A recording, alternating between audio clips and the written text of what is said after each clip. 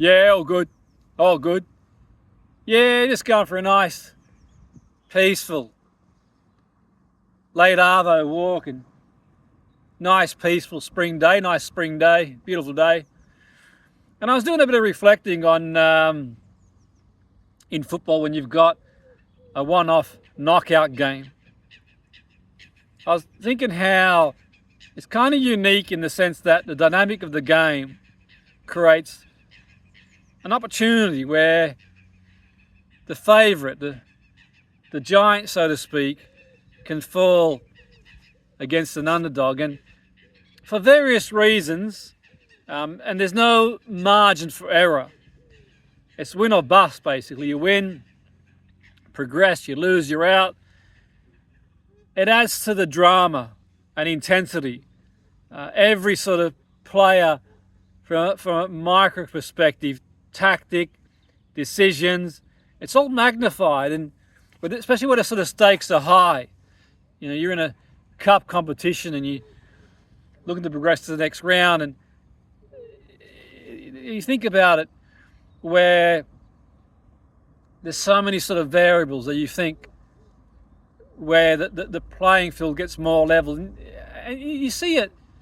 I mean, I know from personal experience, but I've been involved with teams in a cup knockout stage, in a cup knockout stage, and at that point, you kind of think, well, it's a bit of a leveler, And even if when you watch football on TV, for example, you see like teams that are favourite or going into the game, and there's no real margin for error. And for example, if you've got a stronger team on paper, a stronger squad, for example, over the course of the season, you can have a bad day at the office, so to speak, and you can sort of come back from it.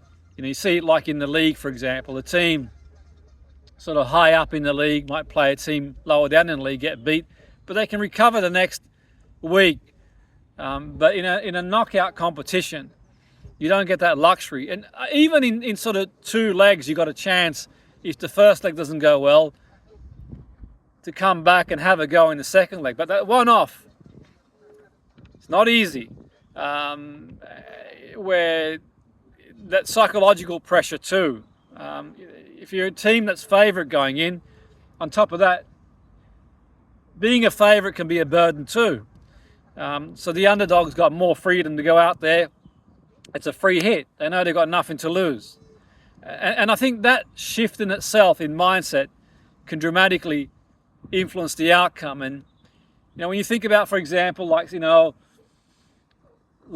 cup matches, you watch these cup matches on TV, the FA Cup or whatever, you see smaller teams on the day can give a bigger team a run for their money, or even knock them out on the day, on that one off. And later this month you got the World Cup qualifiers, those one-offs, and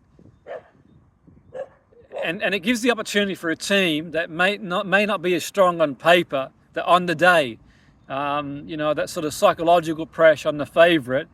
Also, the tactical element too, like it might be an unconventional tactic where you got one game to make an impact on the day, and you can surprise a team. It could be the way they set up defensively. It could be set piece strategy. It could be to go out there and sort of press aggressively and just go out all out for it. So yeah, absolutely. All these sort of things can influence the game, and it could be a moment of luck, if you want to call it that. For example, it could be a goal goes in, deflected goal goes in. It could be you have 20 or 30 shots on target, and just the keeper of the opposite team, of the other team, has a world-class game and nothing goes for you type thing. It could be a string of saves, a refereeing decision that goes against you. A player might get sent off, maybe in the build-up.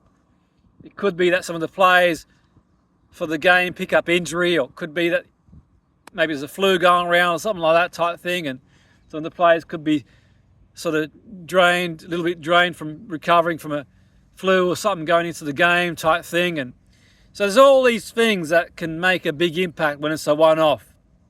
And these moments micro moments weigh even heavier, because you sort of want to make sure you plan everything, you get everything spot on. But with all the will in the world and all the planning in the world and all the studying of the opposition in the world, all the preparing and all that sort of stuff, really, there's a lot of variables you can't control. You might turn up and the weather could be torrential rain, it could be extremely hot on the day, it could the elements. There's so many things, to be fair. So I think that sort of one-off match, it kind of encapsulates the unpredictability as well. So it's almost like the sort of safety nets are taken away, and it does make it an electrifying contest where you've got to be on it, I suppose, in the beginning. So I guess for fans it can be really intense, so to speak, but it does kind of think, okay, the old cliche, anything's possible in football, so to speak. But I think for me, the one-off knockout game can certainly give hope to a team that may not be necessarily favourite going into the game, because providing they go in there, have a game plan, and sometimes you get the rub of the green here and there, and things going your way on the day, you've got a chance, because it's over 90 minutes, or if it goes into extra time or penalty shootout, so to speak.